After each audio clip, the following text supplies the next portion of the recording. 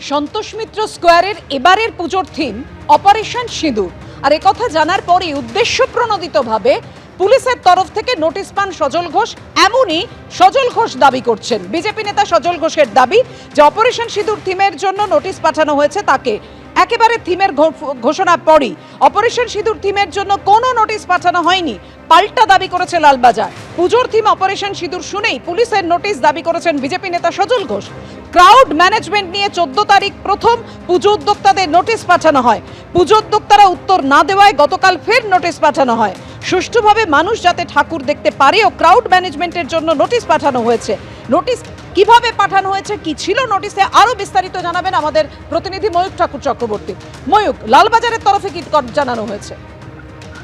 দেখো, প্রথমেই বলি যে সজল ঘোষ যেটা দাবি করেন যে অপারেশন সিন্দুর এই থিম তিনি যখন সামনে আনেন তারপরই লালবাজারের তরফ থেকে শুধুমাত্র কলকাতা শহরের বড় পুজো কমিটি হিসাবে তাকেই নোটিশ করা হয়েছে। তিনি আরো যেটা অভিযোগ করেন যে কলকাতায় বিভিন্ন বড় পুজো থাকলেও তারা কি আদৌ নোটিশ পেয়েছেন, তাহলে তারা কেন নোটিশ পেলেন না, কেন সন্তোষ মিত্র স্কোয়ারকে অপারেশন সিঁদুর থিম এটা তিনি বলার পর এই নোটিশ আসছে। এই অভিযোগ সজল ঘোষ বিজেপি নেতা করেন।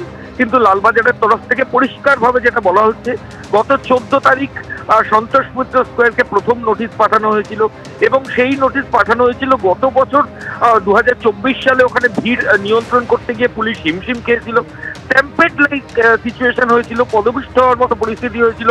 সেই ঘটনার যাতে পুনরাবৃত্তি না হয় সেই কারণেই পুলিশ আধিকারিকদের বেশ কিছু টিপস আছে এবং নির্দেশ রয়েছে।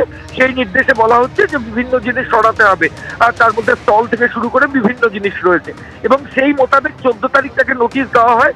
কোনো কমপ্লায়েন্স অর্থাৎ নোটিশের কোনো উত্তর সন্তোষ মিত্র স্কোয়ার দুর্গাপুজো কমিটি পুলিশকে করেনি, নোটিশ তারা রিসিভও করেনি। এরপর 17 তারিখ তাকে ফের দ্বিতীয়বারের জন্য সন্তোষ মিত্র স্কোয়ারকে নোটিশ করা হয় এবং সেটা একদমই ক্রাউড ম্যানেজমেন্ট, যাতে যারা ঠাকুর দেখতে আসবেন দর্শনার্থী তারা শান্তিতে দেখতে পারেন, কোনো পদপিষ্ট হওয়ার মতো পরিস্থিতি না হয়, রাস্তাগুলো যাতে অপরিসর না হয়ে যায়, সেটা নিয়েই লালবাজারের তরফ থেকে নোটিশ করা হয়েছে। এমনটাই লালবাজারের দাবি। অপারেশন সিঁদুরের জন্য সন্তোষ মিত্র স্কোয়ারকে নোটিশ করা হয়েছে বলে সজল ঘোষ যেটা দাবি করেছেন, সেটা কিন্তু লালবাজারের তরফ থেকে নস্যাৎ করা হয়েছে। ধন্যবাদ তোমায় ময়ূর। এবার আপনাদের সামনে রাখবো বিজেপি নেতা সজল ঘোষ, তিনি ঠিক কি দাবি করেছেন, কি নোটিশ পেয়েছিলেন তিনি, দেখুন।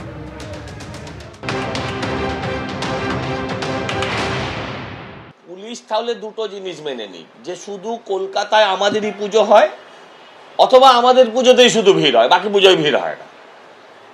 মানে এটা অত্যন্ত দুর্ভাগ্যজনক। এই যে চিঠিটা দেওয়া হয়েছে, এই চিঠিটা আমার ধারণা কলকাতা শহরে বাকি যত পুজো আছে, বড় বড় পুজো, নামকরা পুজো, বড় নেতাদের পুজো, হ্যাঁ, কারোর পুজোয় এই চিঠি গেছে বলে আমার জানা নেই, আমার কাছে খবর নেই। অপারেশন সিঁদুর নামটা শোনার পরই যাদের সিঁদুরে অ্যালার্জি